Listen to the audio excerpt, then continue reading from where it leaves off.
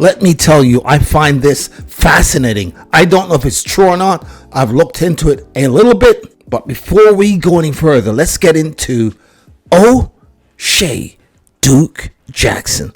Let's hear his take on it. But first, the intro.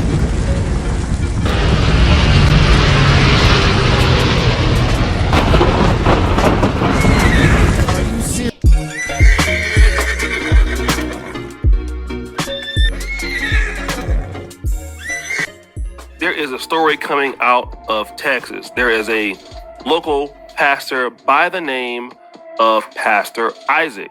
All right. And as you know, most African communities in America, they have their own churches, their own meetups and things like this.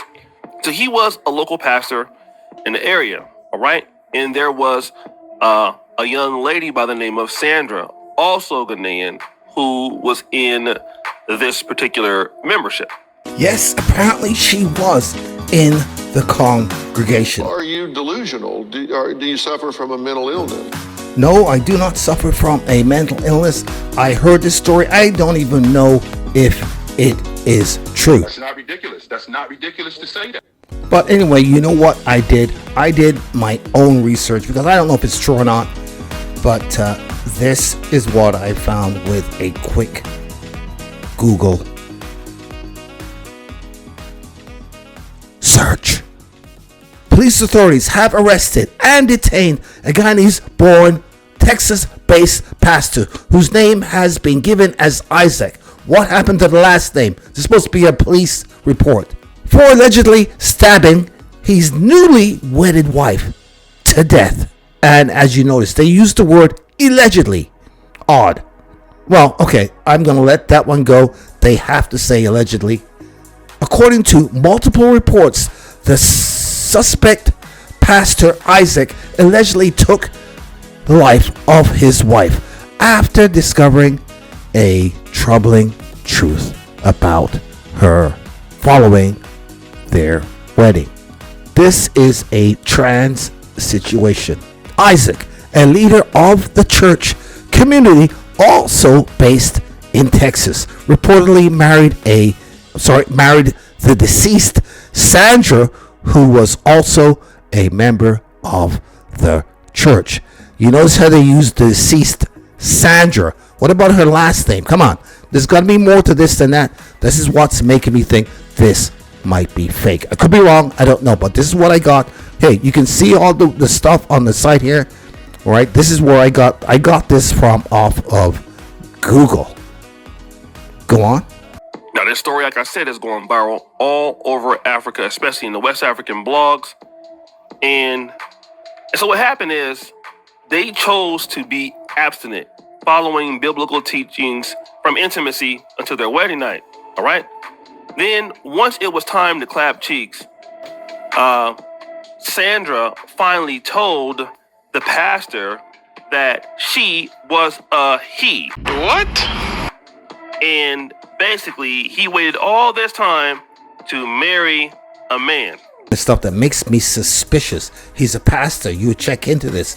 She must have family photos. She must have friends. She's got to have a sister, a brother, pictures, things. Words have to be spoken here and there. How can you keep this a secret?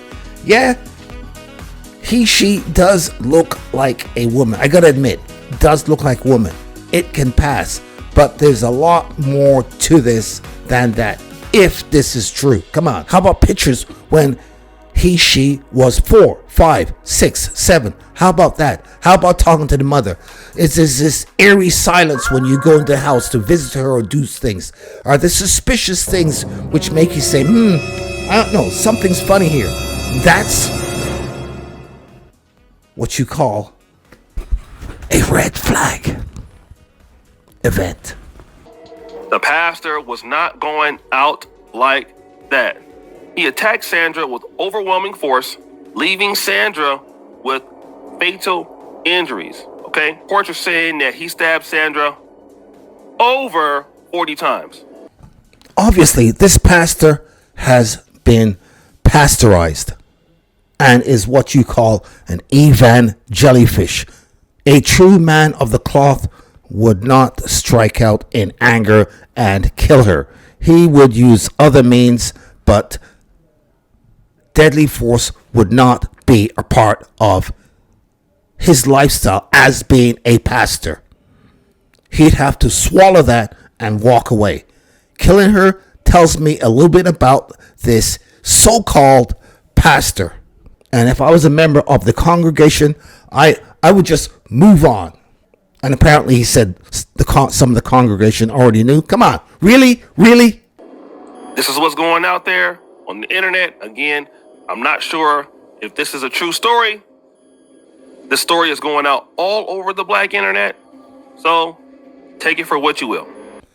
This story is dubious at best. I would take this with a grain of salt. That is it. I am out, and I will see you later.